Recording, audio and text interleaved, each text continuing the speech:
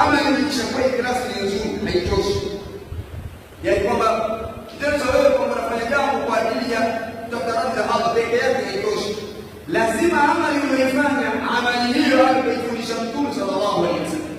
Asije mtu akafanya amali nyingi, lakini zile amali anazofanya au ibada anazofanya hazina mafundisho ya Mtume, bado anakuwa hajakamilika. Hili jambo ambalo Muislamu anatakiwa lizingatie kila siku. Lakini katika Ramadhani yapo mengi ambayo watu wanafanya hajafundishwa na Mtume sallallahu alaihi wasallam. Msingi wa ibada kwa Muislamu ni kumfanya Mtume ndio ruwaza yake, maswahaba ndio ruwaza yake. Anasema Allah subhanahu wa ta'ala, lakad kana lakum fi rasulillah uswatun hasana. Nyinyi Waislamu mmekuwa na ruwaza njema kwa Mtume wa Allah. Ruwaza njema kwa Mtume wa Allah liman kana yarju Allah wal yawmal akhir. Maana yake amali yoyote ambayo Muislamu atakuifanya, aangalie amali hiyo, je, Mtume wake Muhammad sallallahu alaihi wasallam namna gani alifanya, masahaba wake walifanya vipi? Na ndio maana Mtume sallallahu alaihi wasallam akasema, fa alaykum bi sunnati wa sunnati al-khulafa'i ar-rashidin al-mahdiyyin. Sasa leo inawezekana wewe wafanya ibada, unafanya vipi? Unafanya sunna swali, lakini mtindo wa dini yako unaifanya, ibada yako unaifanya hajafundisha Mtume Muhammad sallallahu alaihi wasallam. Na ndio maana Mtume alikuwa anawaambia masahaba, swali kama raaitumuni usalli, swalini kama mnavyoona nikiswali, ili mtu asikie katika mtindo wake. Hairuhusiwi wewe kuweka mtindo wowote. Wajibu wa Muislamu ni kufuata yale ambayo aliyofundisha Mtume sallallahu alaihi wasallam. Katika masuala ya hija alikuwa anawaambia, khudhu anni manasikakum, chukueni kutoka kwangu ibada ya hija. Asije mtu akaleta mtindo wake katika jambo la kutekeleza ibada. Ndugu zangu Waislamu, amali inapokosa ikhlas inaitwa shirki. Yaani ukisikia shirki ni amali inayokosa ikhlas. Amali inapokosa mutaba, inapokosa mafundisho ya Mtume inaitwa bid'a. Maana kuna watu wanasema bid'a kama bid'a, maana yake ni mustalahu shar'i, ni mustalahu wa kisheria ambao kusudio yake ni amali yoyote ambayo imekosa mafundisho ya Mtume. Asije mimi na maana kuswali bid'a, inna lillahi wa inna, sio haiwezi kuitwa swala mpaka Mtume alifundisha, sio kufundisha ibada. Yaani inawezekana wewe unafanya swala zaidi kuliko Mtume, wewe unafanya zaidi kuliko Abubakar na Umar. La wallah, lau kana khairan lasabaquna ilayhi. Lau kama mambo hayo mengine ambayo tunayafanya, basi masahaba wa Mtume sallallahu alaihi wasallam wao ndio walikuwa wa mwanzo kufanya. Sahaba na kusudia kitu gani? Katika masuala ya mudhabara, sheria ikiweka muda wa ibada ya zaman, wewe uruhusiwi hiyo ibada ukaitoa ukaifanyia muda mwingine, au ibada fulani ukaitengea muda fulani ambao sheria inasema. Mfano, kumswalia Mtume ni ibada katika Uislamu, lakini mtu akajiweka utaratibu wake, sema mimi kila baada ya salatu al-asri nitamswalia Mtume mara 20, alafu akawa na muda kahadili ndio kwa bid'a katika dini. Kweli kumswalia Mtume ni ibada, lakini kitendo cha kuifungamanisha na muda fulani alafu ukahumu nao hana bid'a. Hilo jambo la kwanza. Jambo lingine, ibada ikiwa imewekewa idadi fulani, hairuhusiwi kuongeza hiyo idadi mpaka sheria ikuruhusu. Ibada ikiwa haijawekewa idadi, wewe huruhusiwi kuweka idadi.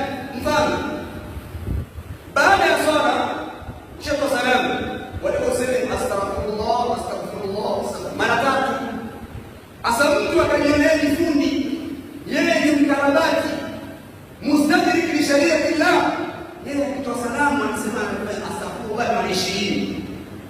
Wewe na Mtume naye anajua hapo kumekuja idadi ni mara 3, usizidisha. Tasbih subhanallah subhanallah mara 33, sio mara 40, mara 33.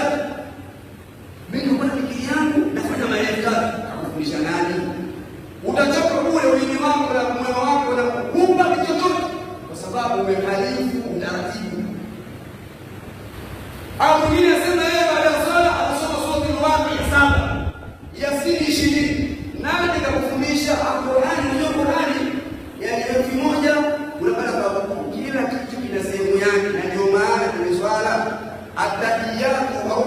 ndogo huwezi kuisoma kwenye kiamu swala ikasiki. Tunamsifu hapo. Sasa ukiwa umesimama wote kusoma sura Fatiha, wewe unasoma tahiyya. Swala yako haisii kwa sababu umeangalia ule utaratibu wa ibada. Hili ni jambo ambalo Muislamu atakuwa zingatia. Maana leo kuna watu nasikia inaambiwa tusome hii muradi mara kadhaa, mara 700. Nani akwambia? Iseme ya Latifu mara 1000. Nani kasema? Wajibu wako wa Muislamu ni kufuata masuala ya kuweka idadi katika ibada, ni jambo la kisheria, sio la mtu binafsi. Hairuhusiwi kuanzisha dhikri wala kuweka mtindo, yaani sifa. Ibada fulani imeacha mutlaq, kwa ibada kumswalia Mtume kusema Allahumma salli ala Muhammad wa ala Muhammad, au kasema ile swala Ibrahim. Sasa wewe ukika mtindo wako ile kumswalia Mtume kaekea mtindo, kwa sababu umekosea, kwa sababu umekhalifu sifa kaifia. Ndani ya Ramadhani kuna salatu tarawih. Salatu tarawih ni swala ambayo Mtume aliswali, maswahaba waliswali. Si kwamba sisi tunaanza, sisi wajibu wetu ni kufuata namna ambayo Mtume alikuwa tarawih. Hasa Mtume alikuwa tarawih ni raka mbili. Kila baada ya raka mbili haikudhibiti dhikri. Jambo lizingatie vizuri. Hizi adhikari za baada ya swala huwezi kuzisoma sehemu nyingine, sio katika zile swala mafruḍ basi. Huwezi kusema unasoma hizo masjid, alafu baada ya kutoka masjid ukakaa kusoma unafanya adhikari zile za baada ya swala, kusoma zile adhikari. Sasa leo watu wamezoea, ikiingia mwisho wa Ramadhani swala za tarawih, watu wanapiga kelele. Sasa Mungu sema na Mungu tukiona makalima, ndio kelele. Wewe ni ulizo swali moja tu. Tarawih ukianza wewe kuswali, Mtume sema na wewe, masahaba waswali, sasa walikuwa wanaswali vipi? Hilo ndio jambo ambalo Muislamu anatakiwa lizingatie. Sasa ikitokea mfano mtu akawa anaswali tarawih pamoja na zile kelele ambazo tunazifanya, na mwingine akaswali tarawih hiyo, lakini yeye hajafanya adhkari, je, hizi swala za hao watu zitakuwa zinaongea sawa bila au hajawabu? La. Hii ya huku imeafikiana sunna, hii ya huku imeshirikiana bid'a, na amali ikishirikiana bid'a, kama haikubadilika yote basi ni ngumu. Tarawih mwezi wa Ramadhani si mwezi wa makelele. Ikawa watu washindana na masjid. Si kupata neema katika shirikisho la Tanzania. Wala sallallahu alaihi wa sallam admisha neema kama hii. Pata neema sauti sikati. Kuna nchi mnasitana wenyewe ndani. Nchi haitaki. Tumia neema hii vizuri. Sasa mwezi wa Ramadhani unakuta watu wengine mpaka usiku. Swala za usiku na hadi zitafungwa spika. Sheikh, kuna wengine ni wagonjwa huko nyumbani. Hiyo makelele watu wanaona kodisho na kikosi na kodisho kabisa. Mashallah. Ya Sheikh. Sasa wewe kama mimi wako alimwambia, kamuulize leo kika kamuulize. Mwambie bwana, hizi dhikri ambazo tunafanya siku ya Ijumaa, siku za Eid katika kuswali tarawih. Hizi Mtume kafanya kweli? Akamwambia hakuna shida. Hakuna shida. Mtajawa bila. Unajua kuna watu mawahabi wanamtakata kana kumtajawa sherehe. Siku moja kipindi cha zama za Abdullah bin Mas'ud,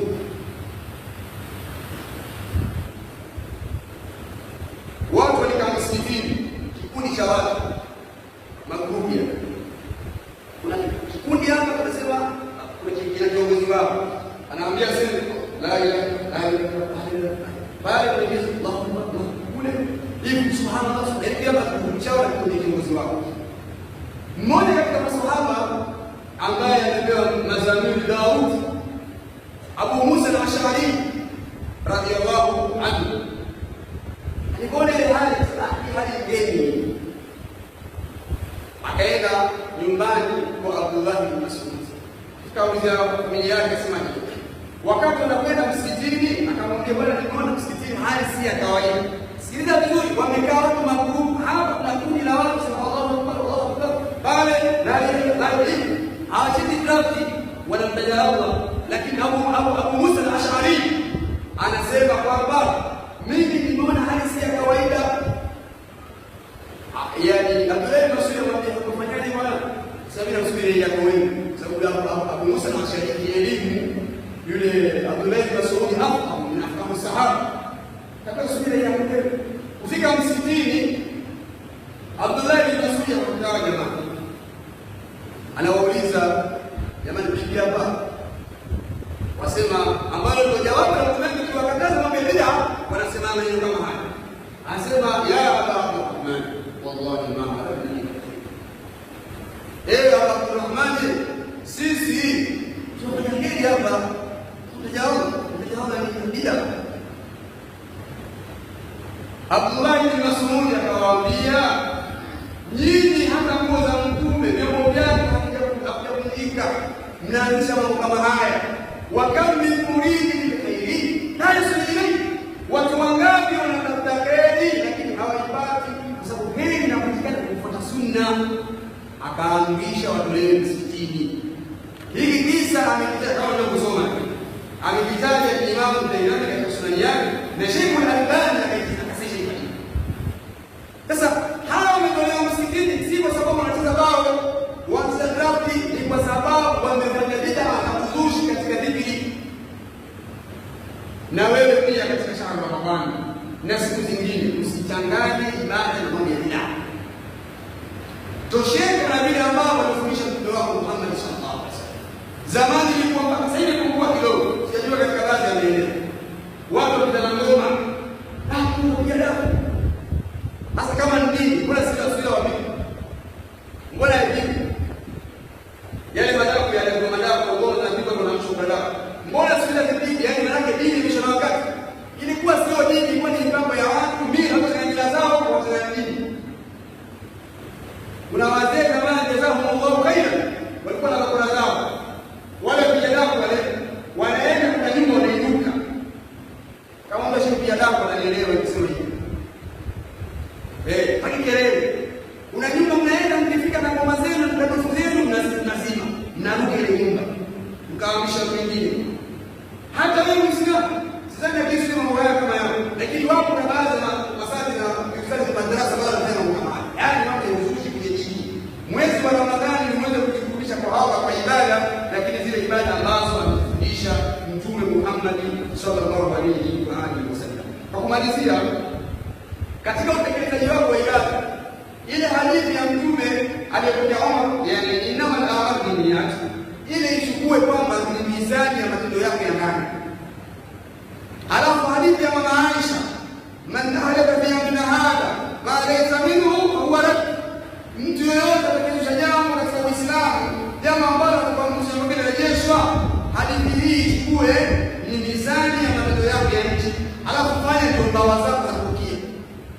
Ukiona unafanya amali yoyote ambayo Mtume wako hajafundisha, wewe huwezi kupata thawabu yoyote bali kupata dhambi, kwa sababu unafanya jambo ambalo sheria haikuruhusu.